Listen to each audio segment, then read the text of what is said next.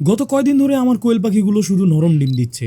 জানেন কি এর কারণ? এর কারণ হলো ক্যালসিয়ামের মারাত্মক অভাব। আর এই সমস্যার জন্য আমাদের খরচ করতে হচ্ছে 130 টাকার এই দামি ওষুধ ক্যালপ্লেক্স, যা প্রতিবার আমাদের বাজার থেকে কিনে আনতে হয়। আপনারাও হয়তো আপনাদের খামারে এরকম ধরনের সমস্যায় পড়েছেন, কিন্তু আজ থেকে আর নয়, কারণ আমরা আজকে আপনাদেরকে দেখাবো বিনা খরচে এর সমাধান। সেটা হলো ডিমের খোসা। আমার হাতে যে এখন এই ডিমের খোসাগুলো দেখতে পাচ্ছেন, এগুলো আমরা কয়েকদিন যাবত কালেক্ট করেছি এবং এগুলা দিয়ে আমরা আমাদের কোয়েল পাখির এই সমস্যা সমাধান করব। তো প্রথমে আমরা এই ডিমের খোসাগুলো ভালোভাবে শুকিয়ে নিয়েছি কয়েকদিন রোদে, যাতে করে এর ভিতরে থাকা ব্যাকটেরিয়াগুলো সবই মারা যায়। এবং দ্বিতীয়ত আমরা এই ডিমের খোসাগুলো আগে থেকে কিছু কিছু ভেঙে ছোট করে রেখেছি, যাতে করে এটাকে আরো গুঁড়ো করতে সহজ হয়। তো আমরা কোয়েল পাখিকে এগুলো দেওয়ার জন্য অতি ক্ষুদ্র করে এগুলো গুঁড়ো করে নিব, যার কারণে আমরা এই সেসনিটি নিয়ে নিয়েছি। আপনারা এক এক এলাকায় এটাকে এক এক নামে ডেকে থাকেন। তো আমরা এটাকে গুঁড়ো করার পর এই কোয়েল পাখির খাবারের সাথে আমরা এই গুঁড়োগুলো সঠিক পরিমাণে মিক্স করে দেব, যেটা থাকবে প্রতি কেজি খাবারে প্রায় 20 থেকে 25 গ্রামের মতো। এতে করে কিন্তু প্রাকৃতিকভাবে তাদের শরীরে ক্যালসিয়াম পৌঁছাবে এবং কিছুদিনের মধ্যেই